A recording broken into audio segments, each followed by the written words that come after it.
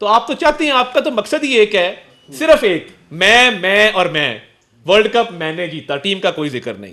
मैं ये कर दूंगा, मैं वो कर दूंगा, मैंने ये किया, मैंने वो किया, मुझे आपकी सकाफत बेहतर पता है, मुझे आपकी तारीख बेहतर पता है, मुझे आपका जोग्राफिया बेहतर पता है, मुझे आपकी बाकी मामलात का बेहतर पता है। मैं मुकम्मल अनापरस्ती और अपनी जात के आगे मुल्क के मफाद को कुर्बान करना, ये इनका मकसद है। मुल्क इनके लिए मानी नहीं रखता। आग लगा दो, कभी गुलामी का नारा लगा देंगे, कभी गुलामी तस्लीम कर लेंगे। इतनी मुनाफकत, इतने यू टर्न। भाई आप कम से कम किसी बात पे खड़े तो रहें। आदमी को साहिब किरदार होना चाहिए, ना किरदार है, ना साहब है, ना आदमी। वो समझ नहीं आती कि इनका मकसद क्या है।